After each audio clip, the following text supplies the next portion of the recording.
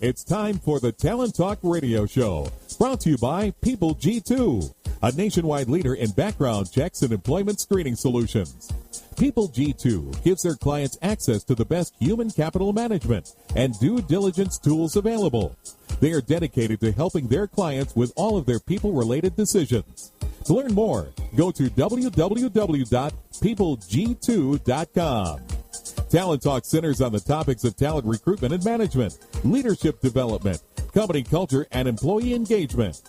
These are all timely topics for CEOs, entrepreneurs, HR professionals, and business leaders.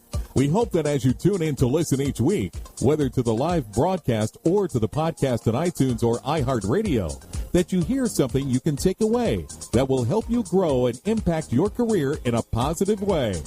And now, here's the host of the Talent Talk Radio Show, the founder and CEO of People G2, Chris Dyer. Hey, good afternoon, and thank you for joining me again here on Talent Talk. It's Tuesday, so we are live. Two great guests, one who's a returning player to the show here in just a few moments, and we'll get to our guests. In just in case this is the first time you happen to be tuning in, or maybe it's been a while, kind of give you a little recap, a little refresher on, why do we have this show and what are we trying to do here?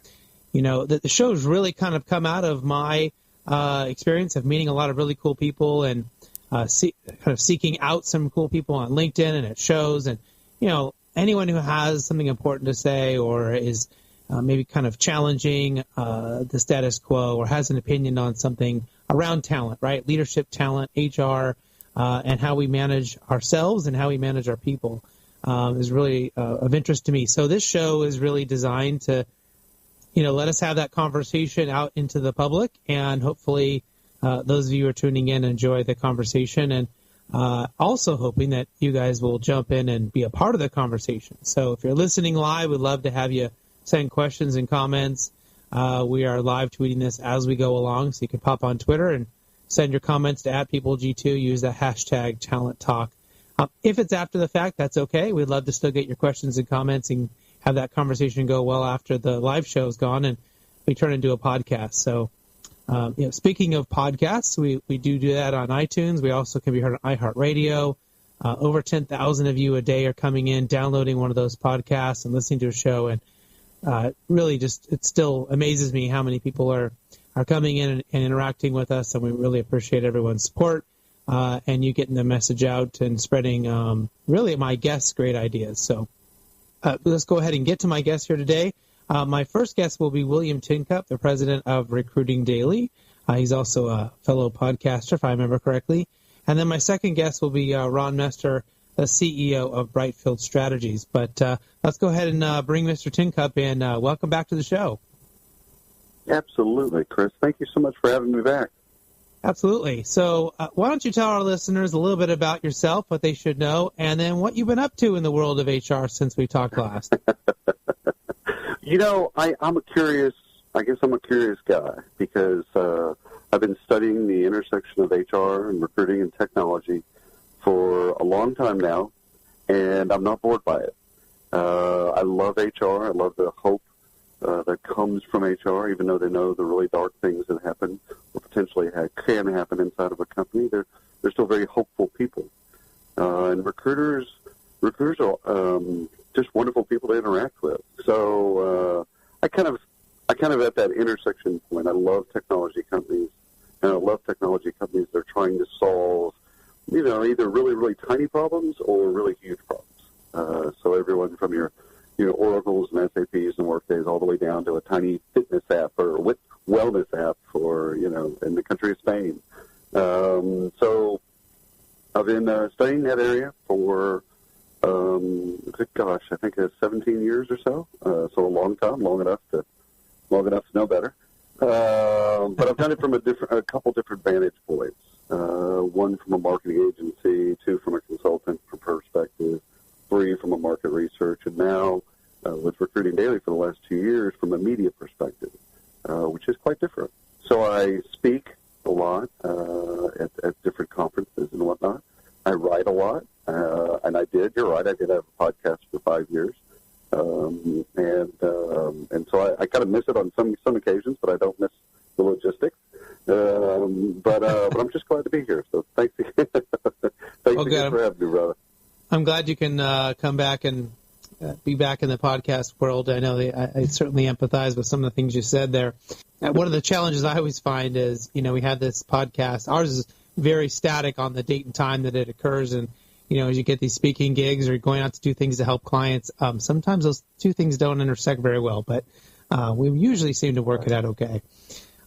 You talked a little bit about, some of the big company stuff. We also talked about the little things, the little companies that are maybe probably having huge impacts into very small niche and small areas. And, it's kind of an area that you kind of devote some time into supporting these startups as an advisor.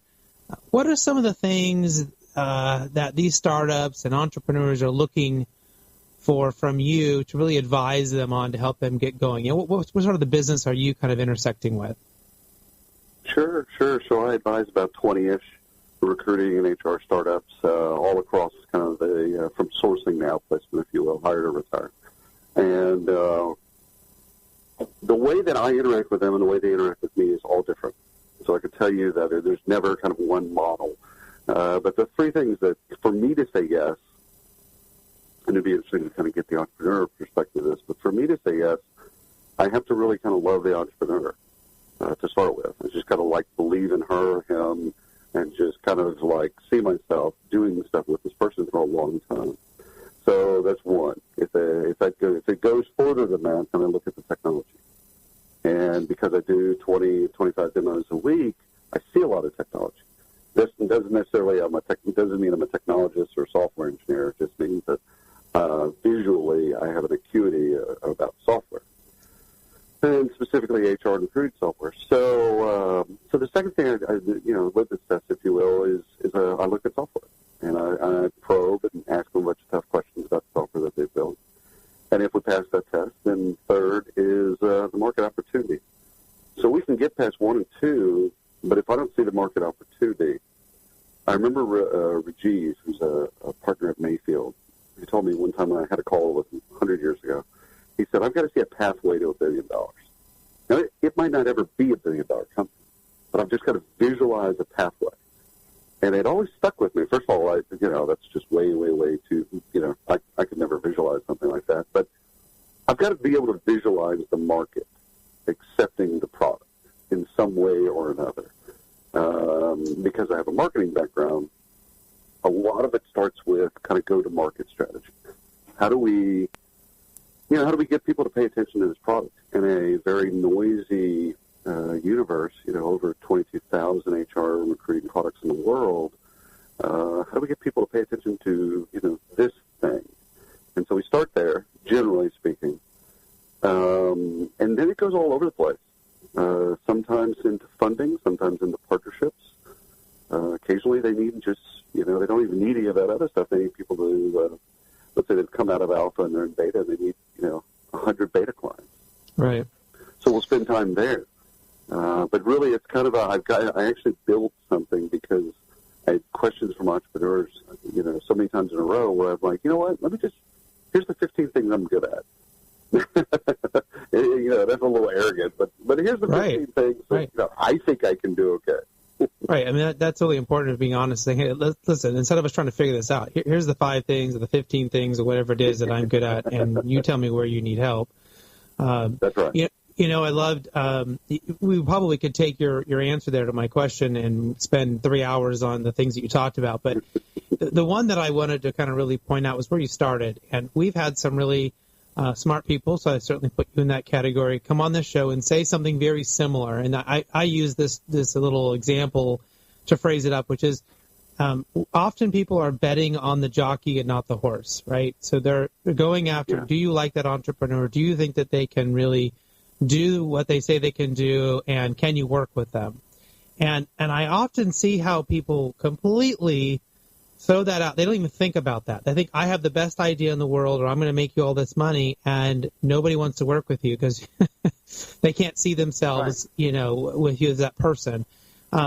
Shark Tank's that way. There's lots of examples out there. How often do you think that is a factor compared to go-to-market strategies, and can you make $1 billion and things like that? So I think it's a hard science, soft sciences thing.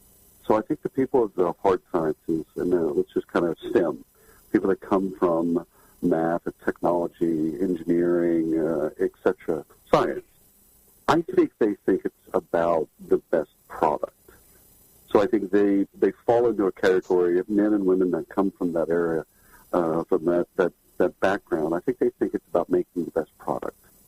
And I think you have on the soft sciences people, you have all the artists and liberal arts people and philosophers and English majors, whatnot. I think they think it's about the kind of the emotional connection. It's not about the product. It's about the people. It's about it's actually, if you were to say, we have the best product, well, who cares? Do you have the people behind the best product? And can you sustain that best product status? And I don't think a lot of the hard sciences people think about it like that. I think they think about just building the best widget, and that if we just build the best widget, the people will come, kind of field of dreams mentality. And I don't think either one of them is purely right or wrong, but it's a blend of both those things. I had a professor one time tell me that, and this was in a painting class, so let me get some context, but he said, listen, at the end of art is science. At the end of science is art. If you talk to any, physics professor, at the end of their studies, it becomes faith, hope, love, and trust, art. It becomes all these kind of esoteric things after they study, after they've gotten all through all of their life. They get to the end, and it's like, okay, it's art. And for most artists, they get to the end of their life or the end of their studies, and it becomes biology, chemistry, and physics, and all these hard sciences. So life is really a blending of those two things. You do have to have a good product done, checked, and in today's world, especially as transparent as we are, and as easy as it is with everyone having a Twitter account, you've got to have a good product. But just as important as having a good product is having good people. And, yeah. I think thinking about people later after the product, I think is kind of a failure. And conversely, thinking about people before the product is also failure. You got to think about them in the same way. How do we take the product to market, and how do we take our people strategy to market? Yeah, great ideas not going anywhere without great people, and you can't just put great people together without any good ideas. And you have to have that good leadership as well, sort of that Venn diagram maybe of success. So, yep. And if anyone isn't quite sure what William was talking about here, as far as how these things end up, science becomes art, art becomes science. Just recently read Walter Isaacson's Leonardo da Vinci book, and it's a long one, but that will explain it to you. That guy was the epitome, I think, of exactly what you were talking about, of taking those mixtures and those things and how so many things can influence others and coming up with these kind of revolutionary things. That's right. You talked a little bit about, kind of people maybe putting their target maybe in the wrong place, and we maybe term them as clueless entrepreneurs. Or some people having those moments of not knowing exactly which way to go. Where people have sought you out, but maybe they just needed, a little bit more help or a bit more focusing or pointing in the right direction. Where do you think you've been able to kind of help them be the most successful? I think a couple things. One is, are you a solution searching for a problem? And I think this is the biggest thing. The first thing that kind of comes out really quickly in a conversation is, what is the problem that you're solving? What's being displaced by the solution? Because if nothing's being displaced, then it's not a problem. So let's start with the obvious, right? Which isn't so obvious when you're in the weeds.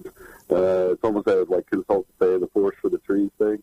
When you're an entrepreneur, and it's this is every living, waking moment. You're telling your family about it. You're essentially getting people to really believe in what you're doing. You can't see a lot of what is right in front of you. So the first conversation is more or less, okay, show me, or tell me, or let me tell you what I think the problem is, and where this could be a solution, what's being displaced. Because we've got to displace something. If we're taking a global payroll play to market, fantastic. There's about 15 global payroll providers out there. They all do it a little bit differently. Okay, cool. Like, that's a real problem.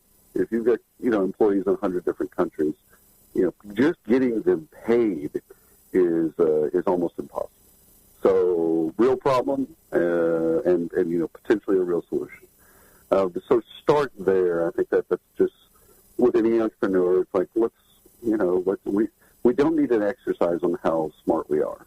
What we need to do is solve real problems that HR, recruiting, and leadership, and I would say the companies that we serve, real problems that they're having with talent. So let's fix that first. And then the second thing, I think that it's usually a harder conversation around finance, and it's, I view VCs and the private equity world more or less like the mob or the mafia. So, so I'm not going to make any friends on this call. However, here's the deal. At one point, they want their money back. Right. And there's a scene in pretty much every mafia movie that ever made that they're going to get their money back one way or another. They have to burn the restaurant down, like in Goodfellas. They're going to get the money back because that's what they do. They'll give you money, but it comes with ties. The more money it is, the more they're going to have a managing interest in your company. The least money, well, they're just putting it's roulette for them. They're putting money out on the table, but they still want a return. So I think because of the flood of money that's come into our space, I think people think that raising money is easy. And on some level, it is. However, it comes with a lot of responsibility. It's that old phrase, right?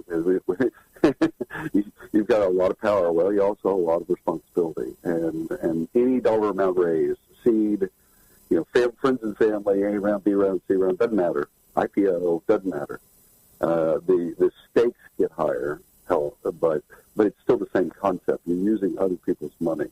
And in doing so, you have a responsibility to them to get them back their money plus, interest. Yeah, and I think you've articulated it well, and I've jokingly said you have to be willing to accept their help, whether you want it or not, if you're going to take their money. Uh-huh. And you better be really good at Excel because, man, do they love spreadsheets. Quick side note on that, just real quick, and it would help a lot of entrepreneurs. Do not prepare for board meetings. Is kind of one of my bits with entrepreneurs. And I've seen a lot of entrepreneurs make a lot of mistakes here where they spend days, hours, days, weeks preparing for a board meeting. And here's the failure in that. All of that time you can't get back, and all of that time should have been on building your company and spending time with your team and doing things with the product, etc. So build your board meetings around a dashboard. What you use, and there's great lean analytics. I can't remember the authors right now, but I love, the concept of building your business around one analytic, one that watersheds to everything else. And then during a board meeting, just pull up the dashboard. And everybody look at the same thing. Your board members, your independents, your advisors, everybody looks at the same thing, and then you talk. Okay, how can we make this better? What can we do here? What can we do here? What about this? How about that? And that's your board meeting. But if you're preparing, you're already failing your business. And right. A lot of VCs don't get that because they've never run businesses. And so I think another fail there is there a lot of VCs aren't operators. They've never been in, they're fund managers. And they're actually good at being a fund manager, but they've never run a business. So spending hours, days, I've seen companies do this back a while, but I've seen companies actually prepare for the board meeting like 2 weeks. Spent 2 weeks preparing for a board meeting. It's like, no, that's 2 weeks you can't get back. So that's silly on board meetings. Well, let's talk a little bit about what, in actually running the business. You mentioned that. Where do you feel companies, in the realm of recruiting and leadership development and organizational change, where are companies kind of missing the mark? Where should we be looking to improve here in 2018? Oh, great question, Chris. I know you study this, so you're interested. I know you have a deep interest in the subject. I think it's the candidates are changing everything right in front of us, and we don't know it. People under 30, I refuse to call them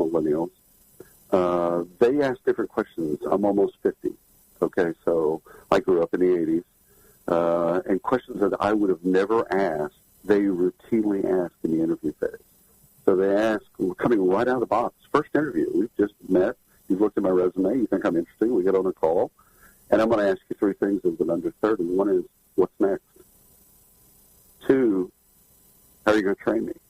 Three, how are you going to reward me?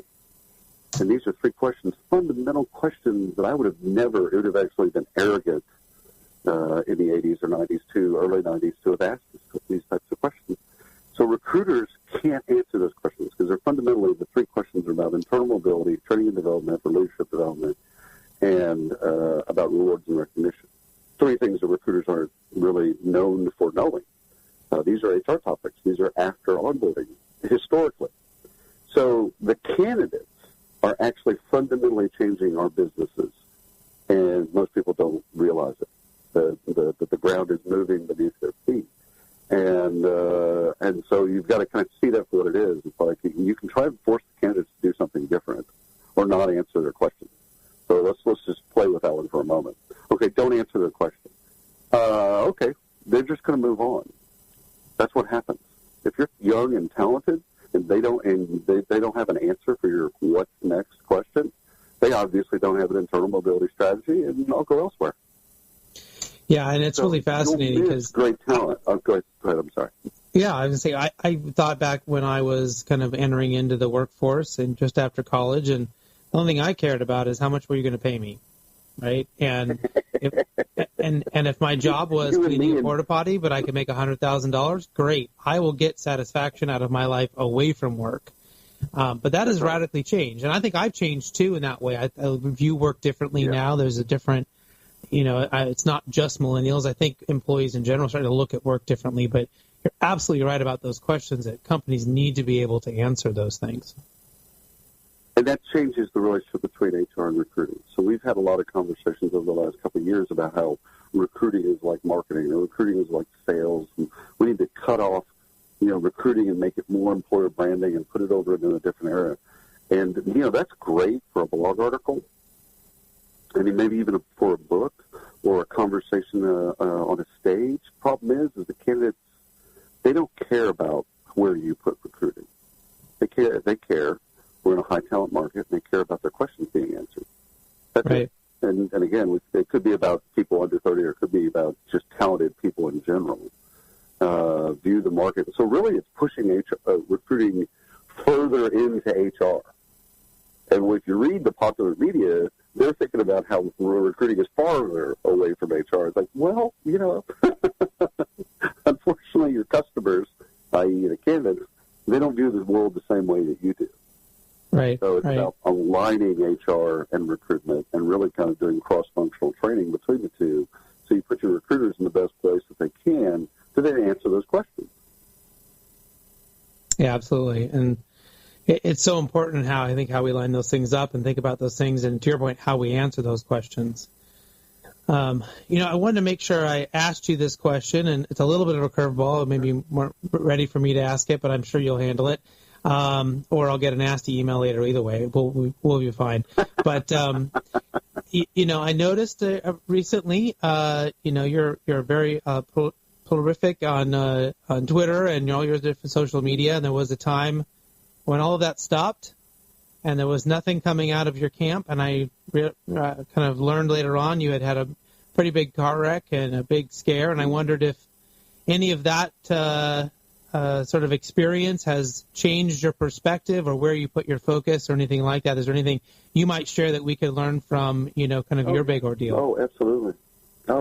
Well, so I'm coming back from a recruiting conference in Austin, and I'm exiting the highway, I-35, between Austin and Dallas, at the exit where my lake house is to get gas. And it's all under construction. I go down a hill, and the guy behind me didn't see my car. I didn't see him. Total accident. Nobody at fault. It really was just an accident. He hit the right end of my Prius and pushed me back up under a semi. And, number of surgeries later, 6 weeks in the hospital, just all kinds of stuff.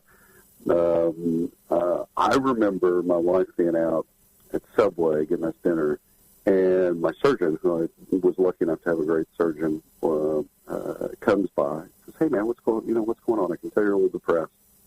I can tell you're a little down. I know that this is tough, but just talk to me." I said, "Well, Doc, my life just changed. Like I had a pretty good gig, traveling the world, talking to people, doing a bit. Like, man, I mean, there's comics that would pay to do this type of work." And he goes, you know what? You're right. I get it. I understand what you're saying, and I get it. I totally understand. Here's the deal, Will. Had he been the driver behind you been going a mile faster, just a mile faster, either through braking or acceleration or braking or whatever, just a mile faster, you'd be dead. Like I can't put you back together dead. I could barely put you back together as it was. So you came seconds from death. So, you can you now have a choice. And he actually is looking right at me. He's like, you now have the choice. You can now look at it and say what you're missing. How your life has all gone to hell because of what you're missing. Or you can look at it as, you got a gift. Every day is now a gift. And so I remember sitting up in my bed in Temple, Texas, and at that very moment I'm like, you know what?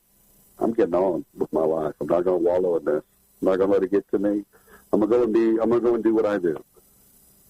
So, has it changed my life? Oh my God, like 19 different ways. I still travel. I still speak. I'm still the essence of me is still the same. I'm still very sarcastic and sometimes inappropriate. Like none of that stuff has changed. But I can tell you that I do forgive. I'm a little bit more graceful and empathetic and maybe even sympathetic to other people than I was before. Because I never went through trauma. Never been in a car accident, never broke a bone. Never done. I got a ton of nevers, and I got them all taken care of in one fell swoop. But before, even as much as I'd like to say that I could be empathetic with someone that said that they've been through trauma, I couldn't because I'd never really been through trauma. Now, when someone, just on a call, someone says, "Oh, my wife broke her hip," I instantly can go to a place in my mind and go, "Man, I get it. I understand rehabilitation. I understand physical therapy. I understand the occupational therapy and all the drugs that come with it and how to, what they do to your body and how to get off of and all that stuff. Like that, I get it. I didn't have that before. So in a way, if there is a silver lining to that cloud, my 12 and 8-year-old boys got to see their father go through something fairly traumatic and come out the other side. And, well, it's an amazing story, Will, and I really appreciate you sharing that with us and giving us that kind of perspective. And I know I'm happy to see that you're back out there doing your stuff, and you're back providing content and your unique perspective to the world. So I'm really glad that you've recovered, and appreciate you sharing with us that kind of very personal story here. How can people get a hold of you if they're interested in learning more about you or seeing you speak or reading your blogs or whatever it may be? What's the best way to find out more? I'm probably second to you. I'm pretty easy to find on the internet. If you type in William Tincup, you're going to find, unfortunately or fortunately, depending on your outlet. But yeah, just look on the internet. I mean, seriously, just type in my name and you're going to find everything about me, I promise. Yeah, I compete with this painter who's got my name, and he's got way more hits than I do, so it's a little harder to find me. But anyways, all right, Will, thanks so much for being on our show today. I loved having you come back, and hopefully we'll have you come back again and give us an update on everything you're doing. So thank you so much. Absolutely. Congratulations on your book, my friend. All right, appreciate it. Thank you so much. I'm going to take a quick commercial break, and we'll be right back with my next guest, Ron Mester.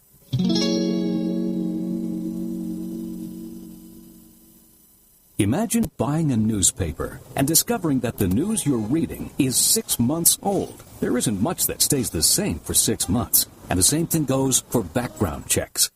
In a time when so much outdated information is being passed around, it's good to know that People G2 offers something different. At People G2, we provide today's intelligence, not yesterday's news. Our value-added approach offers you a fully FCRA-compliant solution that includes up-to-the-minute information. By combining industry-leading technology with old-school human investigation, People G2 is able to give you information that is accurate right now, delivered quickly to our online system, or integrated with your HR system. So ask yourself, are you comfortable working with old news, or are you ready for a different kind of background check company? Visit peopleg2.com or call 800-630-2880. That's 800-630-2880 or peopleg2.com. Hey, thank you for sticking with us here as we bring in my second guest today. Don't forget, you can find us on iTunes or iHeartRadio. Listen to us there. You can also go to talenttalkradio.com and pull up episodes. Pretty much all kinds of different places you can go. And I want to thank William Tincup for joining us, and also I mentioned my book, The Power of Company Culture, which is coming out here at the end of February 2018. You can find it wherever you buy books, Amazon or wherever you may go. You can find a copy there, but love to have you check it out and send me a comment. Let me know what you thought. Appreciate everyone's thoughts and feedback. So my next guest is Ron Mestre, the CEO of Brightfield Strategies. Let's go ahead and bring him in. Ron, welcome to the show. Thank you, Chris. Happy to be here. I want you to tell everyone a little bit about yourself, what we should know about you, and, of course, what you guys do over there at Brightfield Strategies. Sure. I think from a professional standpoint, I'll start by saying I love to grow companies. And I think I love that because it means I'm helping address important client challenges and, at the same time, figuring out how to get a group of people all focused on a common set of goals. And ultimately, my career has been focused on people issues. I think the toughest and most important challenges, the most satisfying ones to address are people-related. And so I love being part of companies that help other companies build competitive advantage through people. Surprisingly, enormous numbers of companies are just very ill-informed in terms of making people decisions, even though they spend probably more money and effort designing and managing their workforce than on anything else. And so one way or another, in most of my jobs, most of my companies that I've worked in, I've been involved in providing information or analysis that helps companies make those kinds of people decisions. And I'll just throw in, I like a cappella singing and learning about American history. But those have nothing to do with the first. Maybe I could tell you a little bit about Brightfield. Yeah, please. Brightfield Strategies is a workforce analytics and consulting company, and we make heroes out of HR and procurement professionals. We enable our clients to figure out the right number, type, and mix of workers that they need, how to get them fast and at the right cost. We created the world's most advanced and accurate artificial intelligence-driven workforce analytics platform, and one that uses real market data. And when we combine that with the consulting expertise we've developed over the last 11 years, working closely with the Global 2000, it's very, very unique combination. And maybe one of the most unique things that we do is that we cover, both with our consulting and analytics work, both the employee and the non-employee labor workforce. And that's critical in today's working world. Yeah, a lot to unpack there. And I know one of the things that you sort of been known for in the talent industry is that you've often challenged a long-held view kind of about HR. So what are some of the things that you feel should be challenged, about how we think about HR? I think HR needs to change in many ways. But let me highlight a couple of things that come to mind right off the bat. First of all, one of the long-held beliefs about HR is that HR is about employees. And no, HR should be talent-focused, not employee-focused. For many large companies today, Chris, 20 to 50% of the talent that's working on their behalf are non-employees. That would be people who are temps or independent contractors or working for your company through a professional service or some sort of outsourced service, or believe it or not, customers who volunteer their time to do work for you robots. I mean, there are so many different ways that talent is used on behalf of a company. And it makes no sense whatsoever for HR to only focus on the 50 to 80% that are employees. Getting the right talent in the door matters, employees and non-employees. Engaging all the talent matters, employees and non-employees. I think that's huge, and I've spent most of my career bouncing back and forth looking at both employee and non-employee issues, and it's still astonishing to me the extent to which HR ignores a huge chunk of the talent equation. So that's one thing. And the second is this notion that HR is for people. And that's great. People who work well with others and who understand how others tick are a tremendous asset, and having them as HR professionals is good. But HR is for scientists, too, and specifically data scientists. And I think for a long time, HR has been largely focused on just trying to figure out what makes people tick and then using that to figure out what to do. I'd sort of call that inside-out analysis. And it's helpful, but it's not enough today. We also need outside-in data analytics. We need to study, like a scientist would, people's actual behaviors, the facts about those behaviors, and also how companies behave or the transactions that they take part in with people, and then how we can use all that data to understand how to improve the quality of the people, the speed that we get them, the cost in terms of paying them and developing them and so on, and the risk associated with them. And so that really needs to be an added part to how HR thinks about itself. So those are a couple of big ones that are on my mind a lot, but there are others. Yeah, and I love you kind of bringing up, science really is the broader term here. And, it's something that I've been talking about a while, not necessarily as much the data part, but that's part of it. But really, I've been asking HR people to think about cognitive biases. And there's so much data, there's so many studies, there's so much science already proven and in the books that is there for people to take advantage of about how people get tripped up and what we do to, when we're asking people to do something or we're trying to get them to get to another level, how poorly of a job we often do as leaders or as managers in delivering that information or trying to get people, on board. We use that metaphor all the time of everyone rowing the same direction, and very often we're not rowing the same direction because we've not asked everyone properly to row the right direction or given them what they need to figure that part out. And there is so much science out there already to really help us. So sounds like we need a chief science officer maybe plugged into HR or something as well. That might really be helpful to large organizations.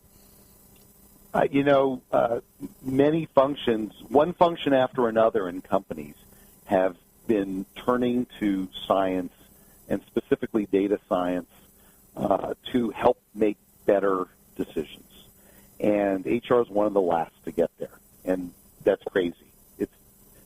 It's one of the most, in my opinion, perhaps should be the most important and impactful function. It's not today in most companies, but it should be.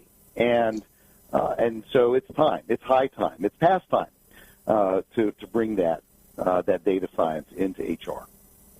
And do you think that is due to the types of people that tend to be drawn into HR or our structures, or do you think it's financial? Because I tend to lean towards the financial component because I see very often that HR is a cost. And so companies often put as little as that they can in there to just cover the costs in which they anticipate, as opposed to, hey, let's go study how our best salespeople work, because that's revenue, right? We can use data and science to understand, how to improve that process, because that's going to make us more money, as opposed to it's going to save us money or get us better talent. It's a softer sort of win on the financial side. So where do you think that kind of fits in as far as those different factors?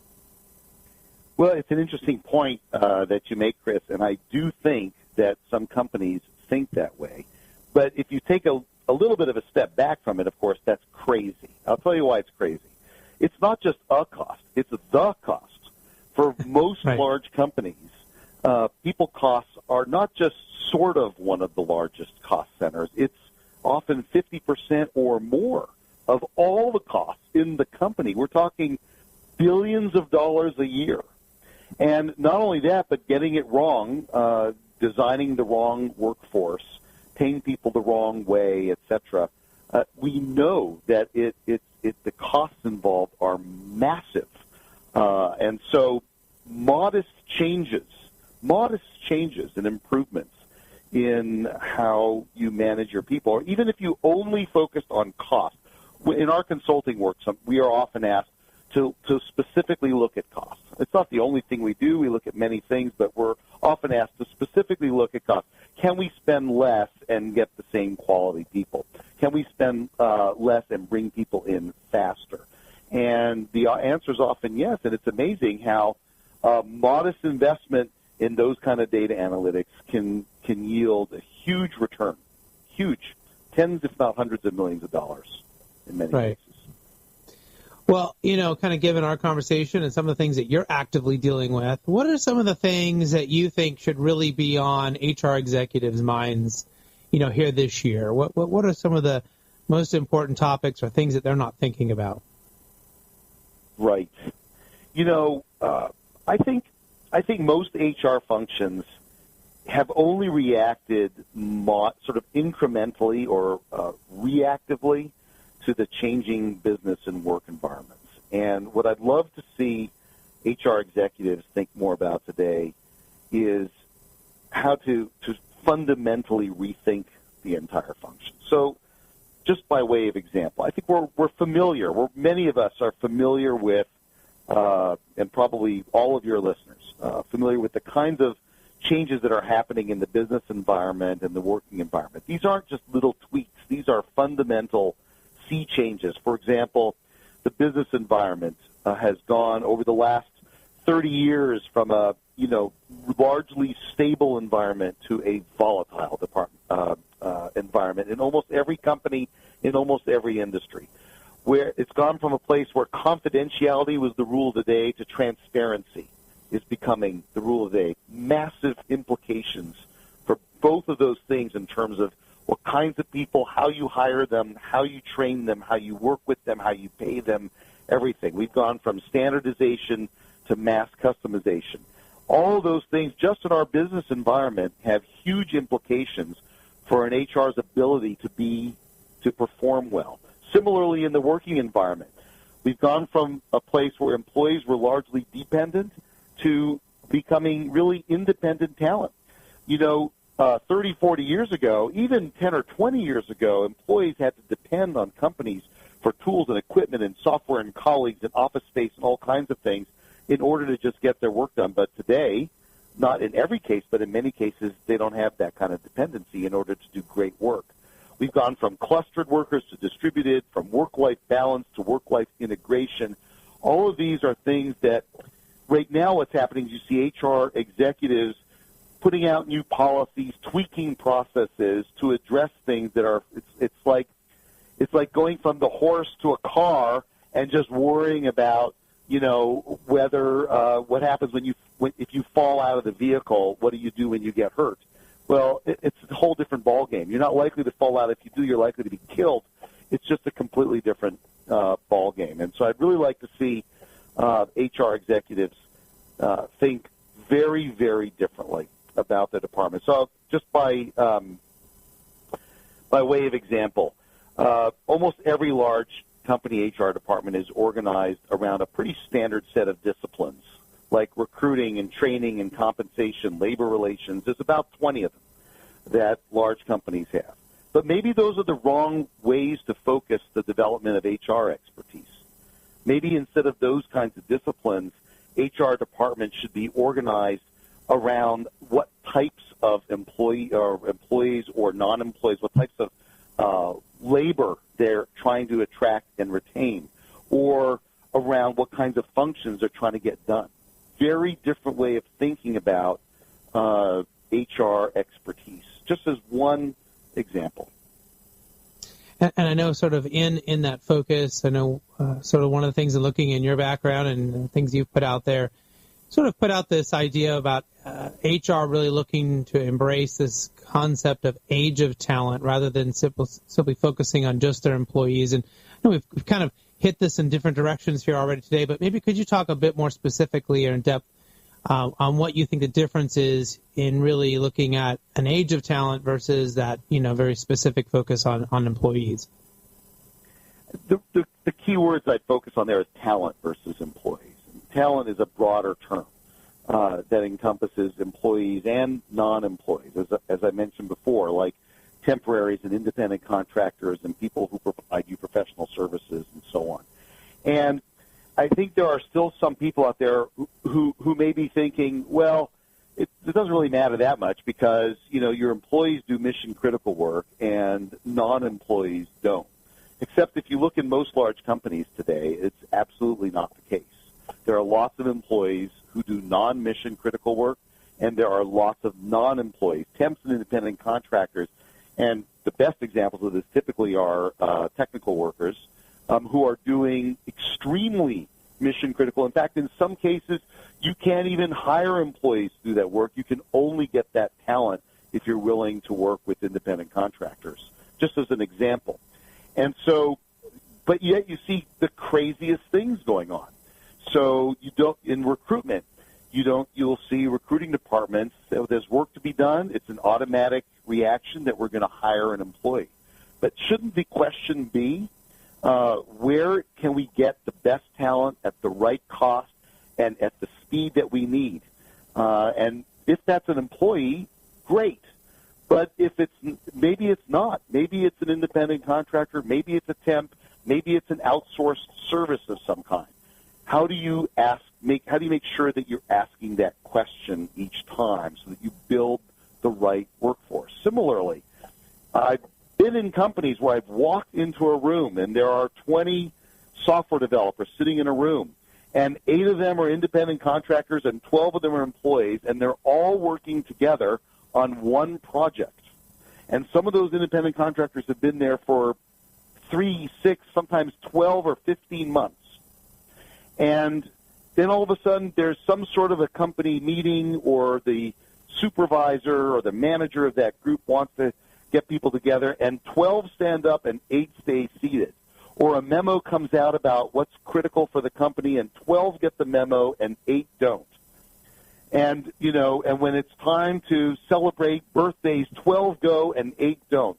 And whatever the case may be, why is it a good idea to have 12 out of the 20, to have 60% of the people motivated and engaged, and 8 of them treated like robots and not motivated and engaged? It makes no sense, and yet companies do that all the time. So thinking about the age of talent versus employees should put HR into a mindset of looking at the whole workforce, because it's not the non-employee portion. I guarantee you, in every Global 2000 company, is a very substantial portion of that workforce. It's not a little tiny corner. Yeah, absolutely. And a lot of that gets into their approach. It gets into how they measure things. Maybe we could talk a little bit about metrics and analytics here. And where do you think HR really needs to be focusing in on or utilizing to really measure their overall success in their department? We talked a little bit about in the beginning about using those metrics as a strategy, or in science as a strategy, but how do they really connect the dots to some of those things to strategy overall for the company? Well, as obvious as it sounds, the most important thing is to ask the CEO how he or she measures the success of their overall company in the next 6 months, 12 months, and 24 months. It's remarkable to me how often that's unclear. If you don't know how the CEO is measuring success, or the board is measuring success for the whole company, not just for what HR is doing, then you can't tie in what you're doing in HR to that. So that's the first thing. And the second then is to develop a workforce plan that is going to facilitate the CEO achieving those metrics. And that workforce plan should address things like not only how many, but what type of workers. What's the mix needed? Again, between employees and non-employees is one way of thinking about it. There are many others, geographic mix and so on, that need to be addressed. How fast do they need to get in, and at what cost? Cost is often asked in a way that's not tied to the overall strategy. And then you can pick measures on what to track. And, most of the time, those are going to be focused on some kind of mix of quality, speed, cost, and risk related to the people that you're bringing in and keeping as part of your workforce. And I think, to be fair, that most well-run HR departments have a pretty good list of those metrics. But they run into, a couple of fundamental problems. The most important one, I think, is that almost all the data that companies are using for these metrics are very unreliable. And they usually know it. And the response I usually get is, I know, it's dirty data, it's not good, it's not accurate, but it's the best we can get, so we'll use it. And using wrong data can be disastrous. It just sets you down the entirely wrong course. It's like saying, I know my map is upside down, but I'll go the wrong direction anyway. Why would you do that? Right. It makes no sense. We got to sail somewhere, so let's just get out the wrong map, right, or a broken sextant or whatever it is, right? I get it. And so often that people bring out the wrong data and then they interpret it wrong, and I think that's really why we need that, to your point, that some grounding in science. We need that help there, approaching things correctly. I read a really interesting book about math, and I sort of talked about, all the amazing ways that math can help and also the amazing ways that people completely get it wrong and how it screws everything up as well if you don't understand how you're interpreting data and how you're looking at something. It seems like a really big something that HR people and organizations in general should really be looking at their focus and making sure that they are approaching it correctly. One of the things that we've added this year to the show, it's a kind of a new question that we've been getting some fun answers to, and I'm hoping you have one for us, is there a gadget or an app or a thing or something you've added to your life, recently that you're really enjoying or is making your life better or your work more impactful or anything like that? There is, actually. I started about 2 months ago, I started using a little device called a Remarkable, and it just came out. I think it's a Norwegian product, and it's it's a funny thing to think about. It's not a conventional tablet. It's specifically designed for people like me who love taking notes on paper but don't love the hassle of sorting through all of their paper notes. And so when I'm on calls, when I'm in meetings, I can't type fast enough to take proper notes, but I can scribble lots of notes on paper. But it was the bane of my existence to keep track of all that stuff.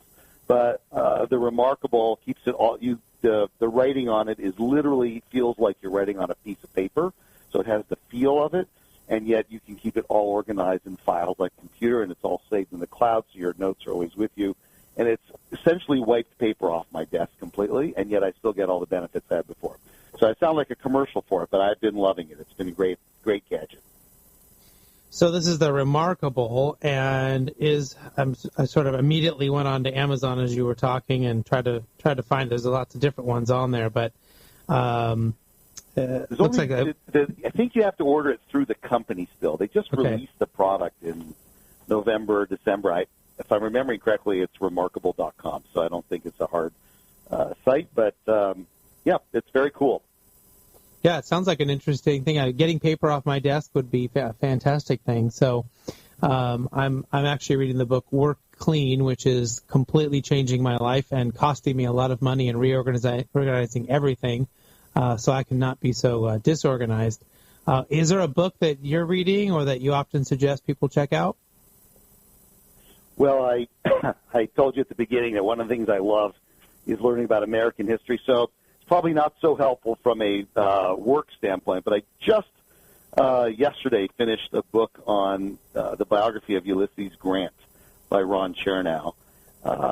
You have to love history to read this book because it's a long book, but it's extraordinary. And I will say, though, it did.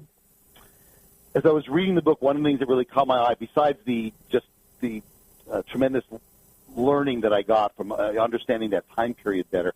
But Ulysses S. Grant himself is a really interesting example of how to who use and work with people and build teams well and not well.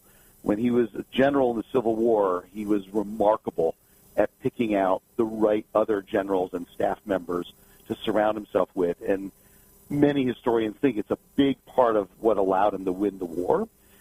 And when he was president, he was not very good at picking out the right cabinet members and others to be on his team. And it caused him a lot of, at a minimum, it slowed him down. It also caused him a lot of grief during his 2 terms as president. So same person, but in one case, extremely competent at picking out the right kinds of people to be on his team. And in another case, he probably should have asked for more advice on how to pick people for his team. Good lesson. We're not always good at something across every sort of field that we might be in. Sometimes we need help. Yeah, it's like great players aren't great coaches, and there's lots of examples out there. I know I was really surprised to find out kind of how bad Abraham Lincoln was at a lot of that, despite his accomplishments, how bad he was at managing some people and teams. And but anyways, really appreciate you being on the show today, Ron. How can people get a hold of you if they're interested in learning more? Feel free to email me at rmester@brightfieldstrategies.com or call me at 917-338-6686 anytime. I love talking to people about what's happening in their companies, the challenges they're facing, the ideas they've had, or just reach out to Brightfield Strategies. We're at brightfieldstrategies.com, and you can find me that way. But I would welcome hearing from any of your listeners. Fantastic. Appreciate you being on the show today. I'd love to have you come back. We continue the conversation. Thank you, everyone, for joining me today. Next week, I'll be joined by Jason Leverett, the COO at Work Group. Until then, do what you love and show the world how talented you can be today.